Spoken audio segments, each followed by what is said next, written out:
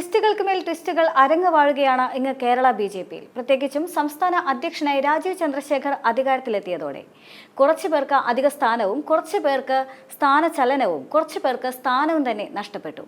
എന്നാൽ ഇനി സംസ്ഥാന രാഷ്ട്രീയത്തിൽ പുതിയ മാറ്റങ്ങൾക്കുള്ള കളമൊരുങ്ങുകയാണ്.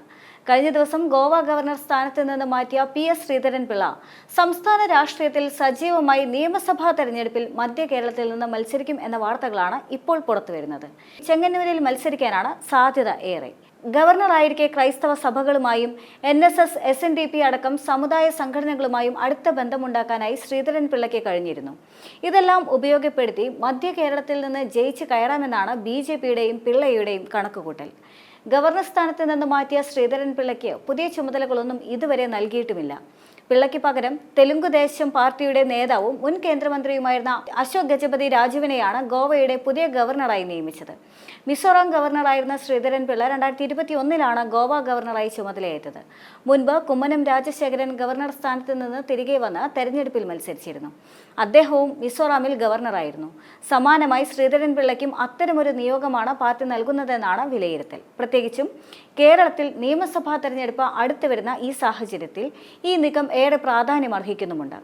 മുൻപ് സംസ്ഥാന പ്രസിഡന്റ് എന്ന നിലയിൽ മികച്ച പ്രകടനം കാഴ്ചവെച്ചിട്ടുള്ള നേതാവാണ് ശ്രീധരൻപിള്ള. അതിനാൽ സജീവ രാഷ്ട്രീയത്തിലേക്ക് മടങ്ങിവരാൻ അദ്ദേഹത്തിന് അവസരം നൽകുകയാണ് BJP കേന്ദ്ര നേതൃത്വം ചെയ്യുന്നത്.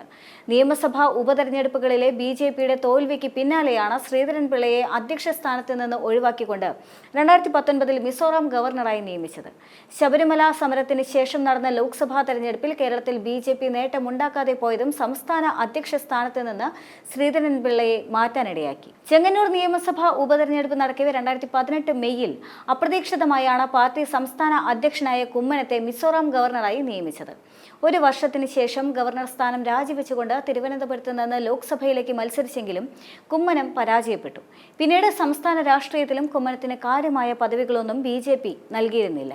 UDFന്റെ നിഷ്ക്രിയത്വവും LDFന്റെ അക്രമ രാഷ്ട്രീയവും ജനങ്ങൾ മടുത്ത സാഹചര്യത്തിൽ അനന്തമായ സാധ്യതയാണ് NDAക്ക് ഇപ്പോൾ കേരളത്തിലുള്ളതെന്നാണ് BJPയുടെ വിലയിരുത്തൽ. പല പാർട്ടികളിലെയും നേതാക്കളെ BJPയിലേക്ക് എത്തിക്കാനുള്ള ചുമതലയും പിള്ളയ്ക്ക് നൽകിയേക്കാനുള്ള സാധ്യതയുണ്ട്. മാത്രമല്ല സമുദായ സംഘടനകളിൽ നിന്നും NDAക്ക് പിന്തുണ ലഭിക്കുമെന്നാണ് വിലയിരുത്തൽ.